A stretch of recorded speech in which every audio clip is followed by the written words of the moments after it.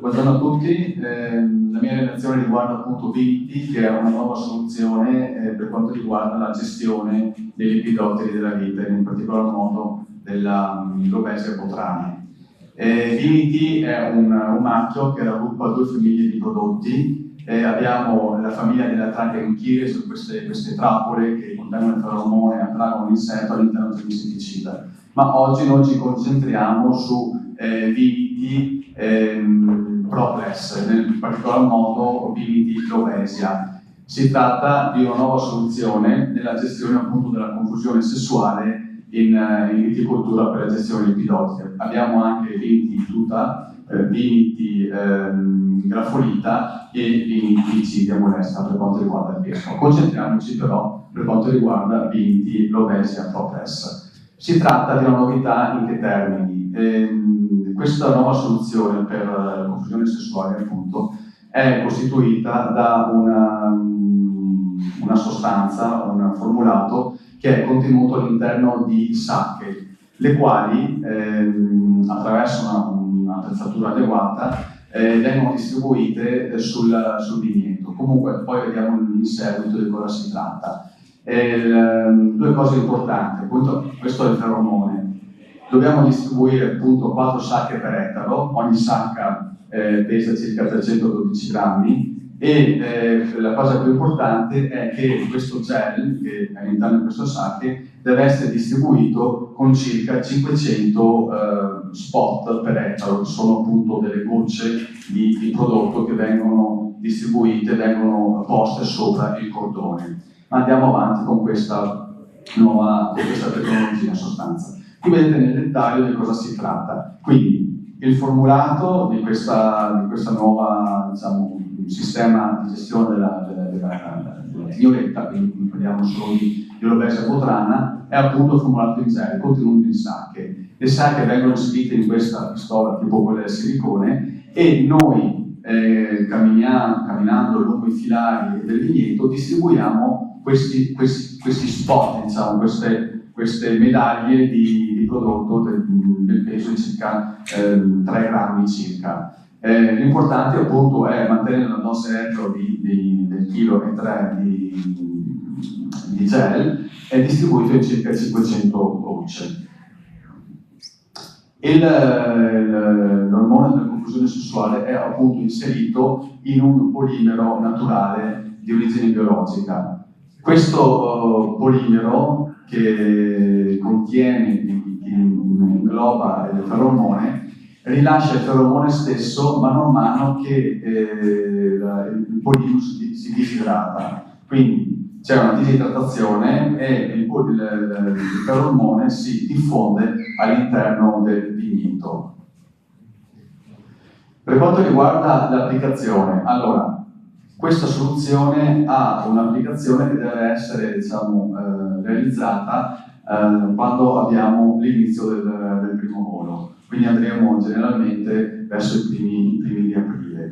E la tenuta appunto di Lobesia Proplex di Vinity è di circa 6 mesi. Quindi noi applichiamo questi spot, queste voci all'inizio della stagione e per tutta la stagione siamo coperti nella gestione appunto della Lobesia. Alcune note di carattere pratico per quanto riguarda l'applicazione. Allora, siccome questo è un gel che appena posto sopra il cordone tende a solidificare, però la consistenza rimane cerosa, non è che diventa solido, dobbiamo avere l'accortezza di evitare l'applicazione prima magari siano previste delle piogge. Quindi entro le 3 ore non ci deve essere nessuna pioggia, dalle 3 alle 24 ore al massimo delle piogge deboli. Se sono previste delle piogge importanti, non applicare Lobesia Proplex e aspettare che il tempo si stabilizzi e comunque evitare i trattamenti per circa 3 ore dopo l'applicazione.